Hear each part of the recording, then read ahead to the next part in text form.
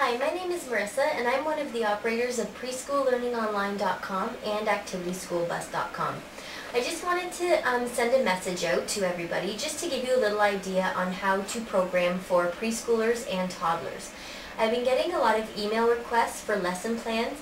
People are looking for lesson plans for an entire year. I just wanted you all to know that programming for preschool children doesn't have to be that hard.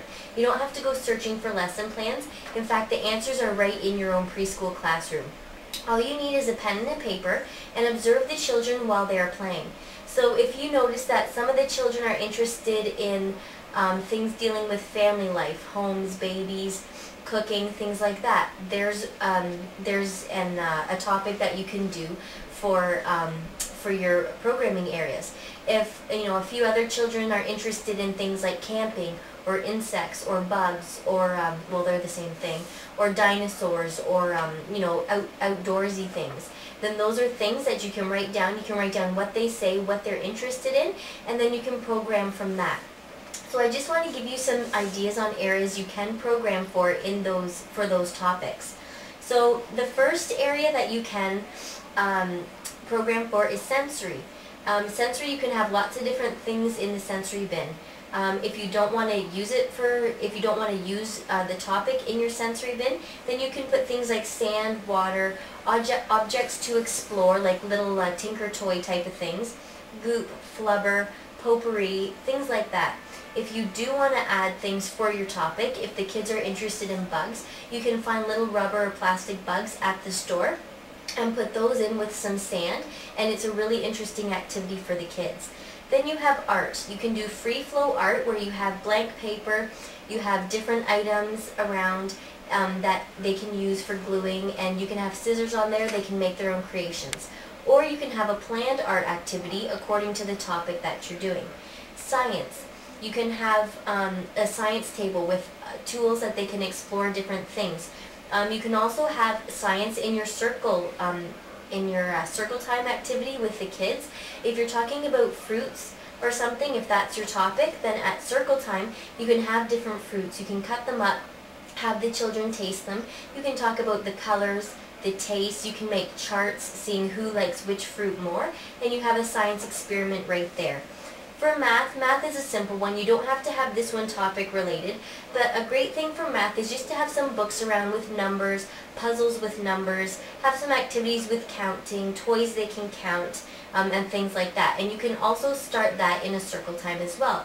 You can show them how to count things, and then you'll notice them being familiar with that, and they'll start counting things around the room. Dramatic play is a great area to use your topic in. So if they're interested in things around the house, you can have a home center dramatic play, where you can have a small kitchen with things that they would find around the home and dressing up in mom and dad's clothes types of things. If they're interested in camping, you can have a camping theme dramatic play. You can put a little tent. I know some stores have little fake grills and barbecues and camping gear that you can put in. Another area is blocks. This is a simple area to program for as well. All you need are some big blocks, little blocks, transportation type vehicles. I have also put blank paper on the block shelf before with tape, scissors, and pencils, and you'd be amazed at the roads they create and the little cities they build as well. And then music. Music is a great area to have every day in your classroom. You don't need loud instruments that are going to give you a headache every day, but you can put things like tambourines or little bells, the little finger cymbals and things like that. You can make your own shakers as a circle experiment. Put some rice or beans into a plastic water bottle, an empty one, and have them shake it. We're going to be doing some videos where we will be making some musical instruments that the kids can use in the classroom. That way, if you're on a budget, you don't have to spend a lot of money on buying instruments just for the classroom.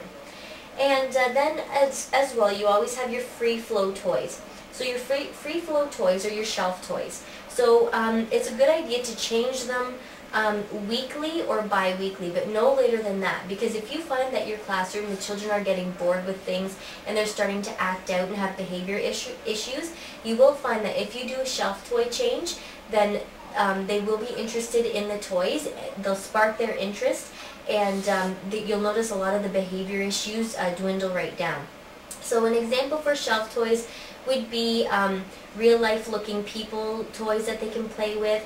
Any sort of toys that you know would spark their interest. Little building toys, tinker toys, stacking toys, toys where they can sort things out and put sort things into the same shape hole, put things in, and even cause an effect. So if they do this with this toy, then this will happen. So you know, if they build a little marble maze, if they put the marble in at the top, the marble's going to come down at the bottom and it's going to come out. So just little things like that to really keep their interest going. And then of course we have the quiet area. In the quiet area, I find a really good idea is to take pictures around the classroom when you're outside, different things that you do throughout the year. And every couple months, put some new pictures in a picture book and put it in the quiet area. And you'll notice a few of the children, or even one or two, will actually look at the book, and they'll all take turns looking at it, and they actually talk about the pictures and what's in there, and they remember events from what they did. And it's a really nice way for them to see each other, interact with each other, and be able to relate to what they're looking at. It's a good idea to have age-appropriate books. So if they're just learning to read, you know, have like simple sentence books. If they're toddlers, have one-word books or just picture-type books. You want to have soft pillows, blankets, cuddly toys, and also felt stories in there as well that they can act out on their own by using the pieces. And now puzzles. No, I don't have puzzles. I didn't say that yet. So yeah, puzzles.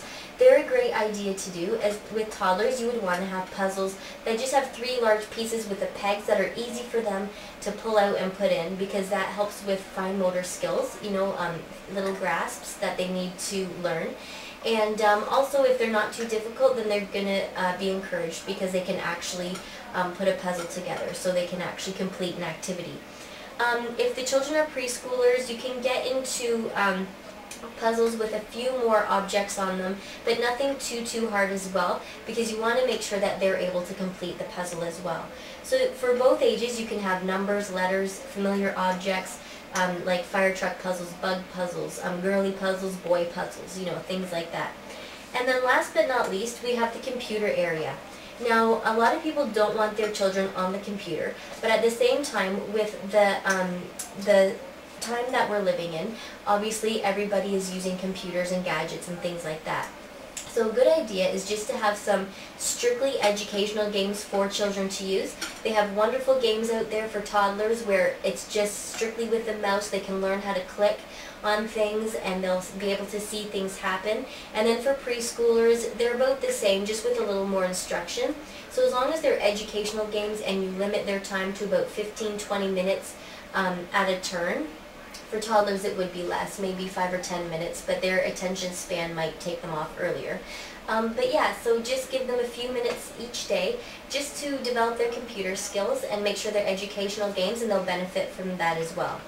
Now for toddlers, you wouldn't want to implement all those areas that I said every day. You would only want to choose a few, so you could rotate. So for a couple days you could have sensory and art, and then the next day you could have science and math. And then the next day you could have dramatic play and blocks. Although dramatic play and blocks you might want to keep out as activities they can go to every day because they are fun.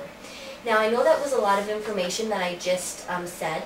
I will have some more information on each of these topics and how you can use them for what the children are interested in. I'll think of different topics that you might find that your children are interested in, and I will post them on the website in our activities section. So I hope I didn't overwhelm you, but I hope that I did give some of you some good ideas if you happen to come across this video. So please visit www.preschoollearningonline.com, and in our activities section I will have activities for each of these programming areas for you. Thanks a lot for listening to the video, and I'll see you soon.